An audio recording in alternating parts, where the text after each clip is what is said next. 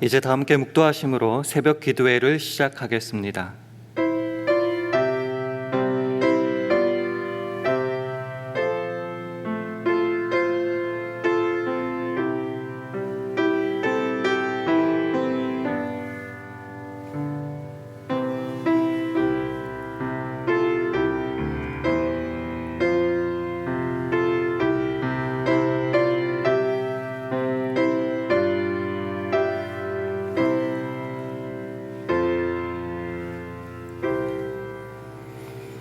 오늘 있다가 내일 아궁이에 던지우는 들풀도 하나님이 이렇게 입히시거든 하물며 너희일까 보냐. 믿음이 적은 자들아, 너희는 무엇을 먹을까 무엇을 마실까 하여 구하지 말며 근심하지도 말라. 이 모든 것은 세상 백성들이 구하는 것이라. 너희 아버지께서 이런 것이 너희에게 있어야 될 줄을 아시느니라. 오직 너희는 그의 나라를 구하라. 그리하면 이런 것을 너희에게 더하시리라. 적은 무리여, 무서워 말라. 너희 아버지께서 그 나라를 너희에게 주시기를 기뻐하시느니라. 아멘. 하나님 아버지, 우리 생명의 주관자이신 하나님께 예배함으로 하루를 시작하게 하시니 감사합니다. 이 땅이 아닌 하늘의 시민권이 있는 자로서 탐심을 버리고 우리에게 필요한 모든 것을 허락하시는 하나님 아버지와 그의 나라를 먼저 구하게 하옵소서. 이렇게 사람의 생명이 그 소유에 넉넉한 데 있지 아니함을 분명히 깨달아 오히려 하나님께 대하여 부요한 자로 오늘을 살아가는 우리 모두 되게 하여 주옵소서. 예수님 이름으로 기도합니다. 아멘. 우리 다 함께 찬송가 358장, 새 찬송가로는 552장, 358장 찬송하시겠습니다.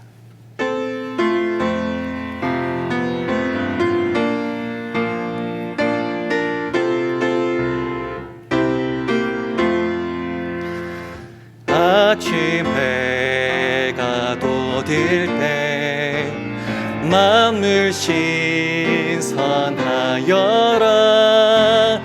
나도 세상 지낼 때에 햇빛 되게 하소서. 주여 나를 도우사 세월 호송 안고서 어두운 세상 지낼 때 햇빛 되게 하소서. 새로오는 마음을 보람 있게 보내고 주의 일을 행할 때에 햇빛 되게 하소서. 주여 나를 도우사 세월 호송 안고서 어두운 세상 지낼 때 햇빛 되게 하소서. 한 번 가고 안 오는 빠른 광음 지날 때 귀한 시간 맞춰서 햇빛 되게 하소서. 주여 나를 도우사 세월 호송 안고서 어두운 세상 지낼 때 햇빛 되게 하소서. 밤낮 주를 위하여 몸과 마음을 드리고 주의 사랑 나타내 햇빛 되게 하소서. 주여 나를 도우사 세월 호송 안고서 어두운 세상 지낼 때 햇빛 되게 하소서. 아멘. 하나님의 말씀은 누가복음 12장 13절에서 21절 말씀입니다. 신약성경 115면 누가복음 12장 13절에서 21절까지의 말씀을 한 절씩 교독하겠습니다. 누가복음 12장 13절에서 21절 말씀입니다.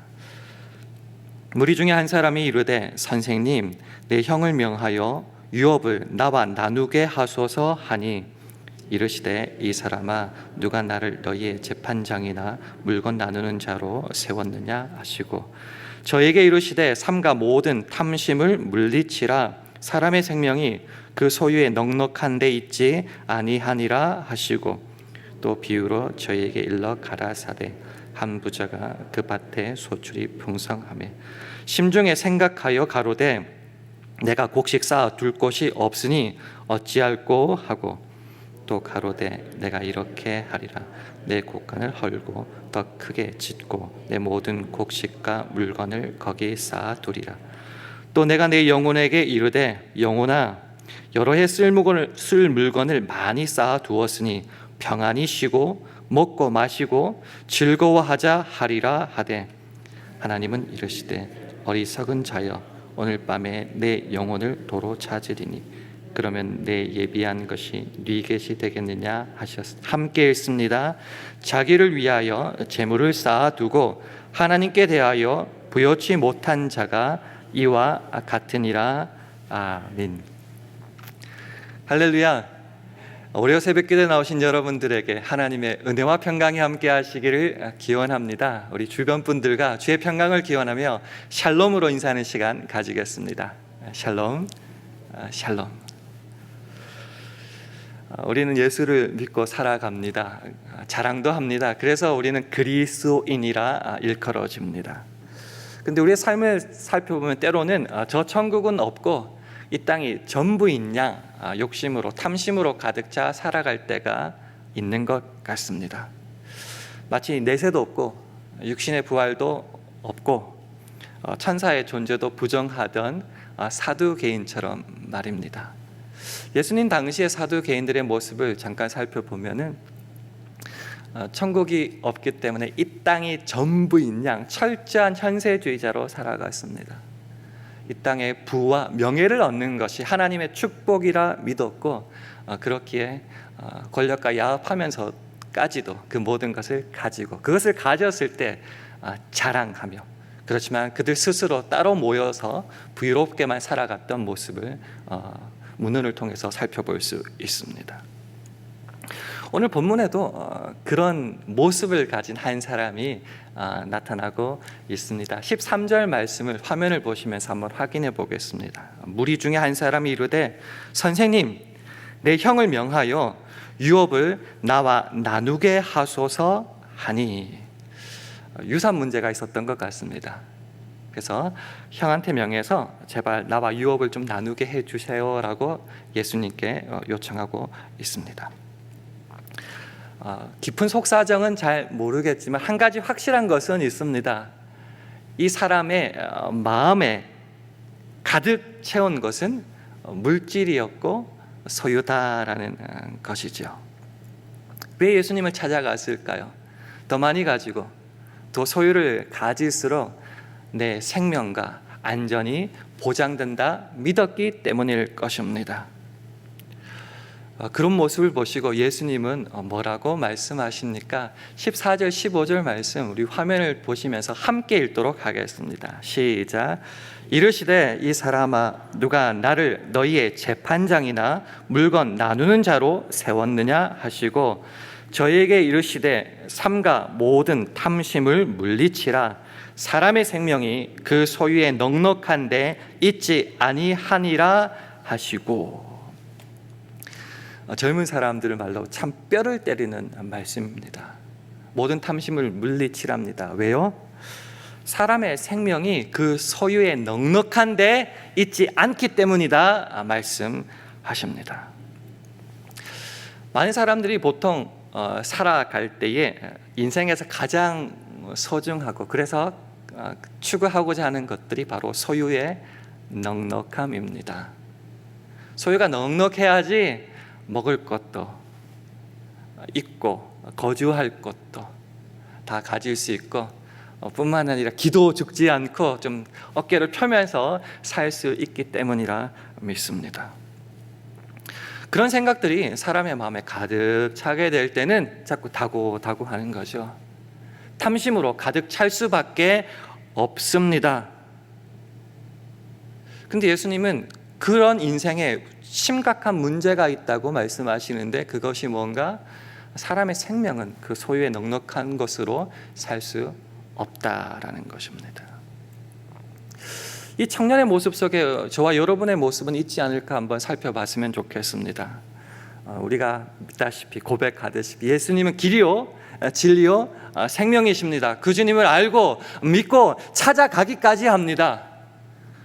그런데 그 길과 진리와 생명이신 예수님을 찾아가는 이유가 예수님 말씀대로라면은 재판장이나 물건 나누는 자로 여기기 때문에 유산 문제 정도 해결해 주기를 원하기 때문에 찾아가지는 않았습니까?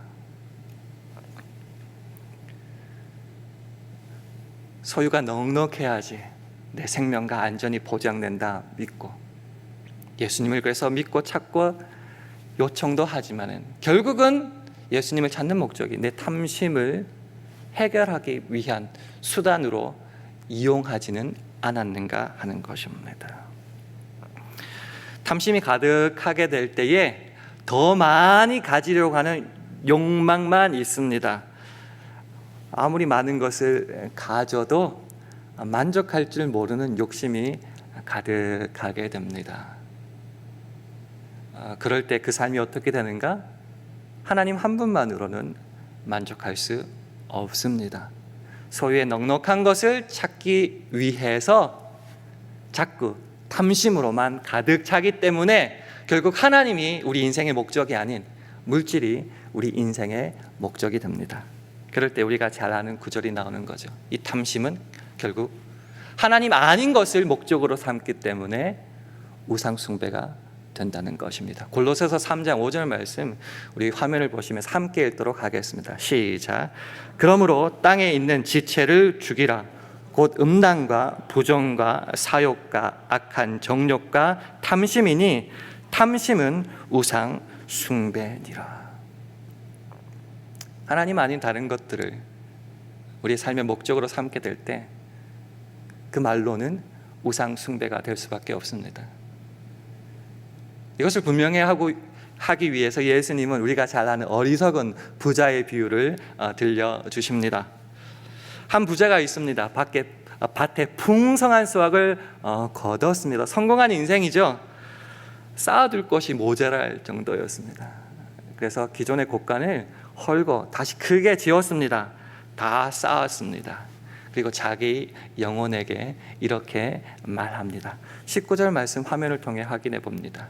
또 내가 내 영혼에게 이르되 영혼아 여러 해 쓸 물건을 많이 쌓아두었으니 평안히 쉬고 먹고 마시고 즐거워하자 하리라 하되. 세상 입장에서는 이 인생이 참 부러운 인생 같습니다. 물질에 대한 걱정 없는 것 같고 노후 대책 완벽하게 다 해결해 놓은 것만 같습니다. 아시다시피 이스라엘 땅은 좀 척박한 땅입니다. 그런데 이 사람은 꽤 잘한 것 같습니다. 경영도 잘했고 관리도 잘한 것 같습니다. 그리고 사실 이 정도 되면은 몸에 병이 들어 골골거리기 십상인데 이 사람은 좀 건강했는가 봅니다. 다 관리도 경영도 잘한 다음에 이제는 좀 소비 잘해보자고 말하는 것 같습니다. 평안히 쉬고 먹고 마시고 또 즐기기까지 하자. 세상 입장에서는 참 지혜로운 인생 같습니다. 부러운 인생 같습니다. 그런데 하나님께서는요, 이 인생을 정말 그렇게 세상 사람들의 입장과 같이 보고 계실까요? 전혀 그렇지 않다는 겁니다. 20절 말씀 화면을 통해서 우리 함께 읽겠습니다. 시작. 하나님은 이르시되 어리석은 자여 오늘 밤에 네 영혼을 도로 찾으리니 그러면 내 예비한 것이 네 것이 되겠느냐 하셨으니. 이 사람 인생을 한마디로 정의하십니다. 어리석은 자여라고 말씀하십니다. 부러운 자, 지혜로운 자, 닮고 싶은 자가 아니라 어리석은 인생이다라고 말하고 계십니다. 이 부자는 자기의 가진 소유의 그 넉넉함으로 생명과 안전을 취할 수 있다고 믿었겠지만은 문제가 있습니다. 하나님이 그날 밤에 도로 그 영혼을 찾아버리시면 그 쌓아놓은 그 모든 것이 헛것이 되어버린다라는 것입니다. 이 부자는 물질을 관리하고 경영하고 쌓아놓는 데는 지혜로웠을지 모릅니다. 그렇지만은 자신의 영혼이 누구인지에 대해서는 굉장히 무지하고 어리석었습니다. 자기의 생명을 어떻게 관리해야 되는지에 대한 개념이 없었다는 것입니다. 그래서 이 어리석은 부자의 비유에서 그 결론은 이렇게 나타납니다. 21절 말씀 함께 읽도록 하겠습니다. 시작. 자기를 위하여 재물을 쌓아두고 하나님께 대하여 부여치 못한 자가 이와 같으니라.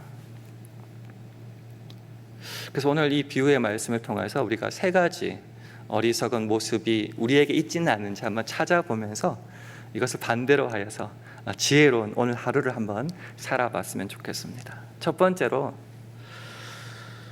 어리석은 자의 인생에서는 그 인생의 주인이 자기였다라는 것입니다. 17절에서 19절까지의 짧은 세 구절에 나에 대한 그 나라는 말, 내가, 내라는 이런 단어가 한두 번이 아니라 6번이나 나타나고 있습니다. 자기 인생의 목적이 무엇인가? 내 소유의 넉넉함, 내 소유의 넉넉함, 내가 누리고 소비하고 즐기는 데 있었다는 겁니다. 그의 인생에서는 자기밖에 없었다는 것입니다. 그 인생에 자기밖에 없을 때 필연적으로 나타날 수 있는 결과가 있는데 그것이 뭔가?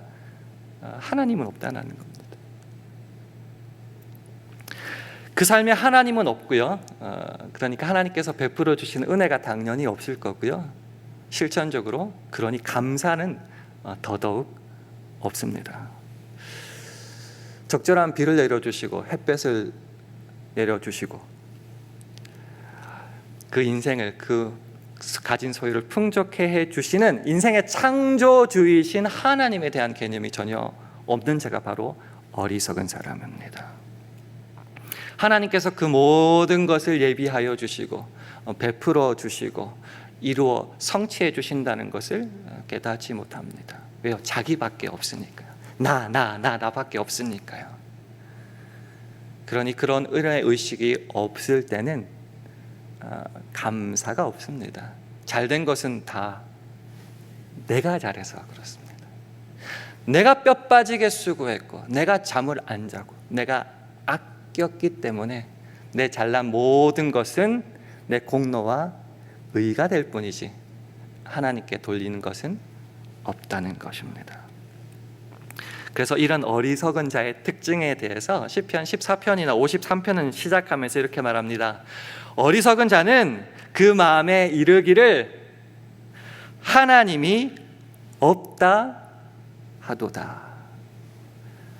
어리석은 자의 삶을 한마디로 정의하면은 하나님이 없는 삶입니다. 또는 하나님을 믿는다 하면서도 실상은 하나님이 없는 삶이라는 것입니다. 실제로 우리가 그렇게 살아가진 않습니까? 나는 어떤 직분을 가집니다. 예배를 꼭 참석합니다. 기도도 하루에 몇 번씩 합니다. 헌금도 잘 합니다. 그러나 실제로 살아가는 삶에 있어서는 나밖에 없고 하나님은 마치 없는 것처럼 말하고 생각하고 행동하고 있지는 않습니까? 그런 사람들을 일컫는 학술적인 용어가 있더라고요. 실천적 무신론자. 하나님을 믿는다 하면서도 실제 삶을 보니 하나님이 전혀 없는 자처럼 되어서 실천적 무신론자라고 하더라고요. 왜요? 재물에만 소망을 두고 우리에게 모든 것을 후히 주시고 누리게 하시는 하나님께 소망이 없기 때문입니다. 디모데전서 6장 17절은 그래서 이렇게 말합니다. 네가 이 세대의 부한 자들을 명하여 마음을 높이지 말고 정함이 없는 재물에 소망을 두지 말고 오직 우리에게 모든 것을 후히 주사 누리게 하시는 하나님께 두며. 세상의 물질은 정함이 없습니다. 왔다 가도 쉽게 갈 수 있는 것이지요. 그래서 우리가 소망을 정말 둬야 될 것은 오직 우리에게 모든 것을 후히 주사 누리게 하시는 하나님께만 두어야 한다는 것입니다. 그래서 시편 73편 28절 상반절은 이렇게 말하죠. 하나님께 가까이 함이 내게 복이다. 정말 복받는 인생, 지혜로운 인생이 되기 위해서는 물질을 가까이 하고 물질을 추구해야 되는 것이 아니라 하나님께 가까이 할 때 우리 모두에게 복이 된다는 겁니다. 자, 어리석은 자의 특징을 두 가지 살펴봤습니다. 나밖에 없다. 그 다음에는 나밖에 없으니 하나님도 없고 은혜의식도 없고 감사하는 생활도 전혀 없다라는 것이죠. 자, 이 두 가지가 복합적으로 나타날 때 실제로 그런 사람들이 살아가는 삶에 중요한 없는 것이 하나가 있습니다. 그게 뭔가 함께 살아가고 나누어주고 사랑해야 될 이웃은 없다라는 겁니다. 구약과 신약에서도 이웃을 사랑하고 돌보아주고 그런 말씀들이 참 많습니다. 구약에서도 불쌍한 고아와 가부와 나그네들을 돌보아주라라고 말씀을 하십니다. 예수님도 말씀하시죠. 새 계명을 너희에게 준다. 서로 사랑해라. 내가 너희를 사랑한 같이 너희도 서로 사랑해라. 너희가 서로 사랑하면 이로써 모든 사람이 너희가 내 제자인 줄 안다라고 말씀하십니다. 하지만은 자기 삶에 하나님이 없고 자기로만 가득 차 있다면은 같이 살아가고 나누어주고 사랑하고 전도할 이웃은 없습니다. 있는 것은 딱 하나밖에 없죠. 나라는 겁니다.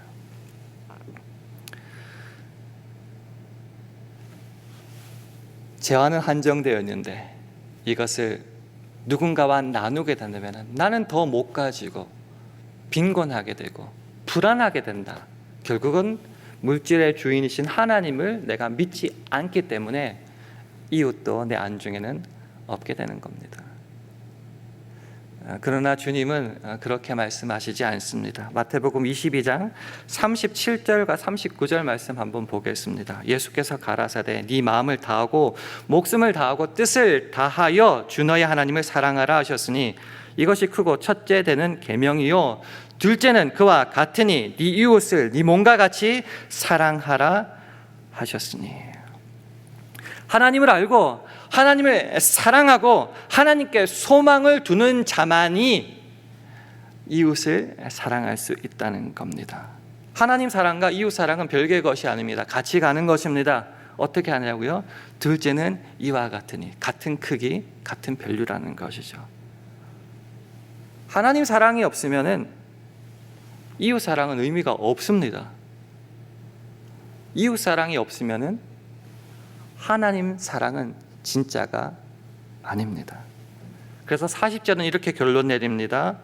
이 두 계명이 온 율법과 선지자의 강령이니라. 직역하면 이렇게 됩니다. 이 두 계명 안에 전체 율법과 선지자들이 매달려 있다라는 것입니다. 그의 삶에 하나님이 분명히 살아계시고 그 하나님이 은혜로 우리의 모든 것을 베풀어 주시는 아버지라는 그 믿음이 있을 때야만이 감사할 뿐만 아니라 실제로 삶에서는 그 나누어 주신 것을 감사하기에 이웃에게 베풀고 나누고 섬길 수 있다라는 것입니다. 그래서 이웃에게 악을 행치 않는 사랑이야말로 율법의 완성입니다. 로마서 13장 10절은 이렇게 말하죠. 사랑은 이웃에게 악을 행치 아니하나니 그러므로 사랑은 율법의 완성이니라. 말씀을 한번 맺어봤으면 좋겠습니다. 혹시 저와 여러분이 오늘 살아가면서 추구할 것이 소유의 넉넉함에 있지는 않습니까? 델타 변이 바이러스가 우리의 삶을 더욱더 힘들게 하니 믿을 거는 손에 쥐는 것밖에 없다라고 오늘도 외치며 거기에만 온통 마음이 빼앗겨 있지는 않습니까? 오늘 이 아침에 하나님을 찾는 이유도 주님을 재판장이나 물건을 나눠주는 자로만 여기기 때문에 온 것은 혹시 아닙니까? 근데 그런 탐심이 우리 속에 가득 차게 될 때 결국 어리석은 자가 되어서 우리 인생에 나밖에 없게 됩니다. 하나님은 없게 되고 은혜의식도 없고 감사도 없게 됩니다. 그러니 그가 살아가는 하루의 삶 속에서 사랑을 나눌 이웃은 더더욱 없게 됩니다. 이런 어리석은 자가 될 때에 참으로 심각한 결과가 있게 되는데 그것이 뭔가? 에베소서 5장 5절입니다. 화면을 보시고 함께 읽도록 하겠습니다. 시작. 너희도 이것을 정령이 알거니와 음행하는 자나 더러운 자나 탐하는 자 곧 우상 숭배자는 다 그리스도와 하나님 나라에서 기업을 얻지 못하리니. 기업을 얻지 못한답니다. 물려받을 몫이 없답니다. 혹시 나는 어리석은 자가 아닌가 한번 확인해 봐야겠습니다. 그리고 지혜로운 자로 오늘 하루를 살기를 원합니다. 그럼 거꾸로 한번 했으면 좋겠죠. 나만 있는 게 아니라 재물에만 소망을 두는 것이 아니라 하나님 중심으로 하나님께만 소망을 두는 겁니다.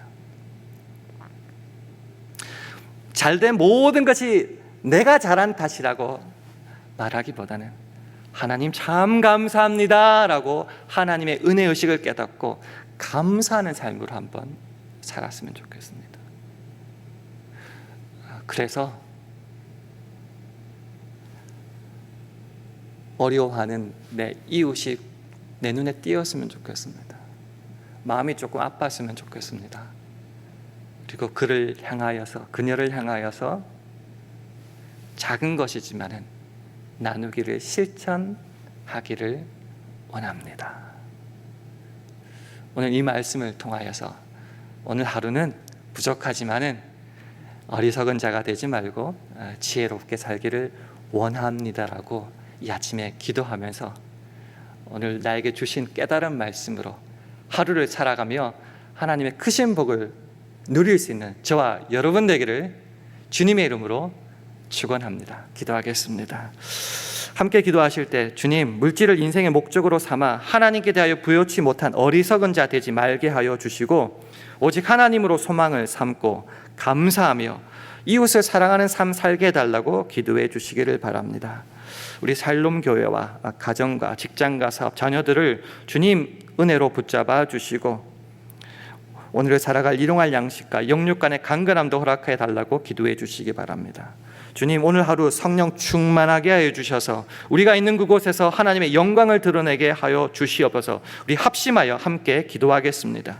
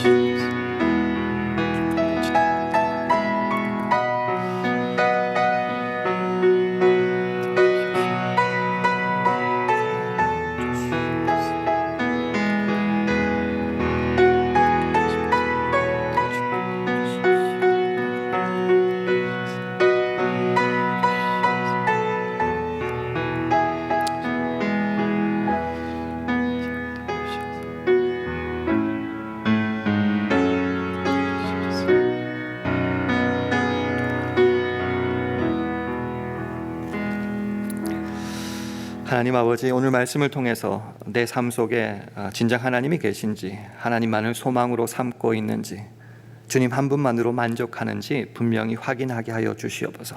특별히 우리 삶의 목적이 소유의 넉넉함에만 있는 어리석은 자 되지 않게 하시고, 하나님을 사랑하고 감사함으로 우리 이웃을 사랑하는 지혜로운 자가 되어 복된 하루 살 수 있게 축복하여 주시옵소서.